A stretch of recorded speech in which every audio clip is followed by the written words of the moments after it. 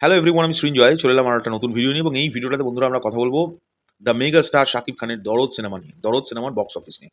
বন্ধুরা, দরদ টোটাল 9 দিনে 1 কোটি টাকার কালেকশন করতে পেরেছে শুধুমাত্র মাল্টিপ্লেক্স থেকে। এবং 1 কোটি টাকা কালেকশনের মানে 1 কোটি টাকার ক্লাবে দরদ অলরেডি ঢুকে গেল। এই কালেকশনটা আমি পাচ্ছি হচ্ছে বিএমআর এর তরফ থেকে। গতকালকে ডে 9-এ শুধুমাত্র গতকালকে কালেকশন করেছে মাল্টিপ্লেক্স থেকে 9,90,000 টাকা। এখন বিষয় হচ্ছে এই কালেকশনটা যেটা গতকালকে করেছে সেটা কিভাবে হলো, সেটার একটা ডিটেলস বিএমআর দিয়েছে, সেটাই তোমাদের আমি দেখে বলে দিচ্ছি। 9 দিন শেষে মাল্টিপ্লেক্সে মোট কালেকশন 1,95,660 টাকা হয়েছে দরদের। স্টার সিনেপ্লেক্সে 6টা ব্রাঞ্চে শো চলেছে 20টি, লায়ন সিনেমাসে চলেছে 5টি, গ্র্যান্ড সিলেক্ট মুভি থিয়েটারে 2টি, চট্টগ্রাম সিলভার স্ক্রিনে 2টি, যশোরের মণিহার সিনেপ্লেক্সে 3টি এবং বগুড়া মমিনে শো চলেছে 2টি। আমার একটা এটা নিয়ে আমার যে মন্তব্য সেটা আমি অবশ্যই করব। প্রথমত, এই যাদের মানসিকতা এটা চলছে না, এই যে দরদ সেরকম চলছে না, দরদ সেরকম কালেকশন দিতে পারছে না, এটা না পুরো ভুল। মানে এটা পুরোটাই ভুল। হ্যাঁ, অনেকে বলতে পারে তুমি শাকিব খানের সম্পর্কে ভালো বলবে বলেই এই কথাটা বলছো, বাট না, আমি এরকম কখনোই ভেবে কথাটা বলছি না। আমার মতে দরদ যে কালেকশন করছে একদম বেস্ট কালেকশন করছে, আবার রিপিট করছি। এবং ঠিক আছে, এই কালেকশনটা ঠিক আছে, এটা কখনোই খারাপ কালেকশন নয়। কারণ আমি এই দরদের বক্স অফিস কালেকশন নিয়েই একটা ভিডিও বানিয়েছিলাম দরদ রিলিজের 3 থেকে 4 দিনের মাথায়, আমি যতদূর যদি ভুল না করে থাকি।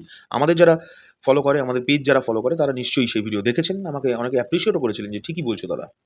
আমি সেই কথাগুলোকে আরেকবার রিপিট করে দিচ্ছি ছোট করে। সেটা হচ্ছে, দেখো বন্ধুরা, দরদ ঈদ রিলিজ নয়।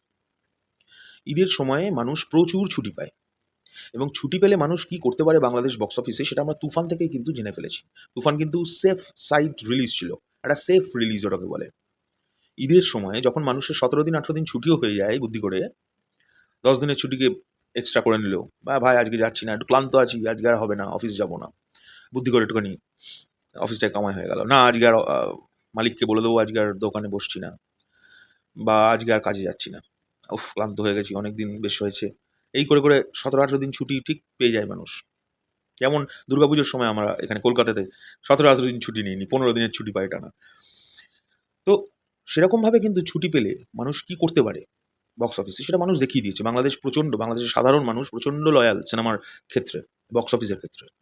তো দরদ কিন্তু সেফ রিলিজ নয়, তারপরেও কিন্তু এই কালেকশনটা হচ্ছে। এবং দরদ যখন প্রথম রিলিজ হলো, প্রথম দিনে কিন্তু রেকর্ড সৃষ্টি করেছিল, তুফানের ফার্স্ট ডের কালেকশন ভেঙে দিয়েছিল, গুঁড়িয়ে দিয়েছিল। তো সেখান থেকেই বোঝা যায় যে মানুষ যদি ছুটি পায়, আমি সেই সময় বলেছিলাম আমাদের কিন্তু লক্ষ্য রাখতে হবে ছুটির দিনগুলোতে দরদ কিরম কালেকশন করছে। ছুটির দিনে কিন্তু দরদ ভালো কালেকশন করছে। এবং মেগাস্টার যেদিন প্রিমিয়ার শোতে এসেছিলেন সেই দিনও কালেকশন বেড়ে গেছিল। সো ছুটির দিনগুলো দরদ কিন্তু ভালো কালেকশন করছে আমার মতে। আর শুধু আমার মতে না, আমি দেখতে পাচ্ছি তো। তা আমাদের এই ধারণাটাই মাথায় রাখা ভুল যে প্রথম দিনে দরদ 5 কোটি টাকা কামাবে, তারপরের দিনে 20 কোটি টাকা কামাবে, তারপরের দিনে 6 কোটি টাকা কামাবে। এরকম হওয়াটা অসম্ভব। সাধারণ মানুষের ডেইলি লাইফ যেটাকে বলে, তারা বিজি, তারা নিজেদের কাজে বিজি। কেন ব্যস্ত থাকবে না বলো তো? বাংলাদেশে আমার এক ভাই আছে, আমি নিজের ভাই মনে করি, সালমান। সবাই অনেকেই চেনে সালমানকে, অনেকেই চেনে। তো সালমানের সঙ্গে আমি একদিন আম সাধারণ দ্রব্যমূল্যের যে সাধারণ জিনিসের যে দ্রব্যমূল্য, সেটা নিয়ে একটু আলোচনা করছিলাম বাংলাদেশে। আমার মাথায় হাত পড়ে গেছিল। আমার আত্মারাম খাঁচাছাড়া হয়ে গেছিল। যে বাংলাদেশের মানুষ, সাধারণ মানুষ কতটা ভালো, কতটা সহ্য শক্তি তাদের। কি পরিমাণ সাধারণ জিনিসের দাম ওখানে, সেটা সহ্য করেও মানুষ, তারা ডেইলি লাইফে কাজ করছেন, তারা সংসার করছেন। এত কিছুর পরেও এত খরচা, সেটাকে শান্ত মাথায় রোজগার করে খরচা করছেন, কারণ তাদের ফ্যামিলি চালাতে হবে।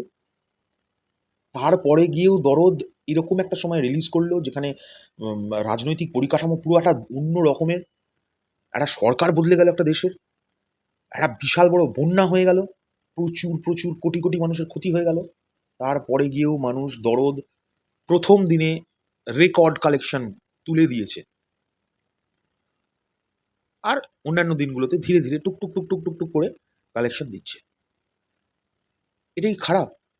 একদমই খারাপ না। আর এই আশাটা করাই ভুল যে দরদ মানে এরকম একটা সময়, এরকম একটা পরিকাঠামোর মধ্যে একটা সিনেমাকে রিলিজ করার পর সেটা প্রত্যেক দিন ৩ কোটি ৪ কোটি, ৩ কোটি ৪ কোটি উঠিয়ে দেবে। এটা ভুল। কারণ সাধারণ মানুষের সংসার চালাতে হয়। আমি যদি ভুল বলে থাকি আমাকে কমেন্ট করে জানিও, দাদা তুমি ভুল কথা বলছো যে দ্রব্যমূল্যের তো এরকম দাম নয়।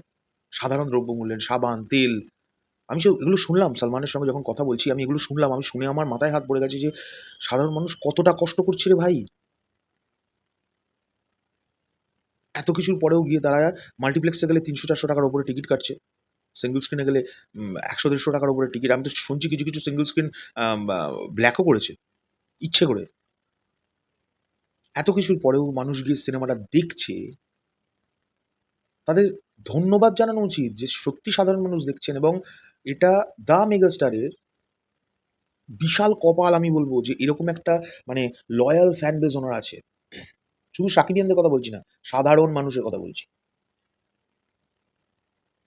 সাধারণ মানুষ এই সিনেমাটা তাদের সময় মতো গিয়ে, গিয়ে দেখছেন। আমরা হঠাৎ আমি জানি না কিছু মানুষ হঠাৎ হাহুতাশ করতে শুরু করেছে কেন যে দরদ চলছে না। আরে ম্যান, কেন চলবে না? ভালো চলছে, দরদ ভালো চলছে। দরদ নিয়ে এত কনফিউশন কিসের? পরিস্থিতি বুঝতে হবে তো। বাংলাদেশের যে সিচুয়েশন সেটা বুঝতে হবে। কই আমেরিকাতে তো খারাপ চলছে না। আর ইভেন আমেরিকা থেকে খারাপ কোনো রিভিউ আসেনি সিনেমাটার। হ্যাঁ, কিছু, কিছু প্রবলেমস আমি শুনছি অনেকের মুখ থেকে। আমি নিজে এখনো দেখিনি কিন্তু সিনেমাটা। কিছু, কিছু প্রবলেমস আমি শুনছি। তাই বলে গুইয়ের মতো সিনেমা এরম নয়। খুব স্মার্ট একটা সিনেমা, যেটা মানুষ ওরম করে মানে ২-১ জন মানুষ যারা সিনেমাটাকে নিয়ে কমেন্ট করছে তারা বোঝেইনি ব্যাপারটা। আমার মতে। নাহলে এটা হতে পারে না। সিনেমাটা স্মার্ট কাট করা হয়েছে।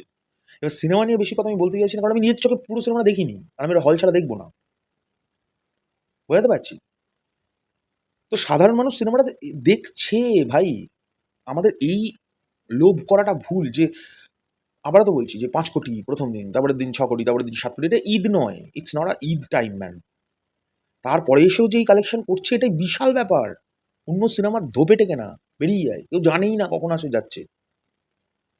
সো এটাই বলবো, আমার এটাই বলার ছিল। আমি যদি কোনো কিছু ভুল ত্রুটি করে থাকি নিজ গুণে আমাকে মাফ করে দিও, বা আমার ভুলটা বুঝিয়ে দিও যে দাদা তুমি এটা ভুল বলছো, এটা কোনো যুক্তি আমি পেলাম না। বাট এটা আমি স্যালুট জানাতে চাই সাধারণ বাংলাদেশের সাধারণ নাগরিকদের, যারা এত দ্রব্যমূল্যের বৃদ্ধি হয়ে যাওয়ার পরেও তারা হলে গিয়ে একটি সিনেমা মানে entertain এর জন্য তারা টাকা খরচা করছে। তার মানেটা কি? বাংলাদেশের সাধারণ জনতা কতটা মানবিক, কতটা কালচারাল, যে তারা এখনো পর্যন্ত সিনেমা, গান এগুলোর উপরে তারা সময় দিতে চাইছে এত বিজিয়েস্ট অবস্থার মধ্যে, এরকম একটা আর্থিক অনটনের মধ্যে। তাদেরকে স্যালুট। আর 'দরদ' আমার মতে বেশ ভালো চলছে। যে কালেকশনই করুক ওটা আমার কাছে বেস্ট কালেকশন। এটা অন্তত আমার কাছে। কেউ কারোর কাছে নয়। আমি তো দেখছি কিছু কনটেন্ট ক্রিয়েটর কনস্ট্যান্ট এটা নিয়ে নেগেটিভিটিই করে যাচ্ছে যে 'দরদ' খারাপই চলছে। ভাই খারাপ চলছে তো তুমি একটা সিনেমা করে আনো না। উইথআউট মেগাস্টার তুমি একটা সিনেমা করে কারোর সঙ্গে রিলিজ করো। আমি তাদের বলতে চাইছি যারা এই কোয়েশ্চেনটা তুলছে। তারপর আমরা দেখে নেব যে সেই সিনেমাটা কিরম চলে। তুমি একটা বিশাল চলো প্রমোশনে গন্ডগোল ছিল আমিও মানছি। প্রমোশন ভালো হয়নি। এবং এটার জন্য অনন্য মামুনকে সারা জীবন কোয়েশ্চেন তুলতে হবে যে কারণ অনন্য ভাই কেন প্রমোশন ভালো করে হলো না? এটা একটা কোয়েশ্চেন, কিন্তু এটা চলো তোমরাও, আমি যারা এটা নিয়ে খুব কোয়েশ্চেন তুলছে আমি তাদেরকে রিকোয়েস্ট করি তোমরা একটা সিনেমা করো। তার প্রমোশন ভালো করে ইচ্ছারা রিলিজ করে আমায় দেখাও এই কালেকশন আসে কিনা। সেটাও আসবে না, আমি লিখে দিতে পারি দেয়ালের গায়ে। যাই হোক, আমার যেটা বলার ছিল আমি বুঝিয়ে বললাম। আমি আবারও বুঝিয়ে বলার চেষ্টা করলাম। হতাশ হওয়ার কিছু নেই। দরদ কাউকে হতাশ করছে না। দরদ দরদের মতো করে চলছে। দরদকে চলতে দাও দয়া করে। নেগেটিভিটিটা করো না কেউ। এটাকে নেগেটিভিটিই বলা হয়। যারা কনস্ট্যান্ট এটা নিয়ে কোয়েশ্চেন তুলছেন না, যে দরদ চলছে না, দরদ চলছে না, বক্স অফিসে আর যাই হোক, আমি তো যা বলার বলে দিলাম। এখনকার জন্য চললাম। পরবর্তী ভিডিও নিয়ে খুব শিগগিরই দেখা হচ্ছে। আমি যদি কিছু ভুলভাল বলে থাকি নিজেকে মাফ করে দিও। টাটা।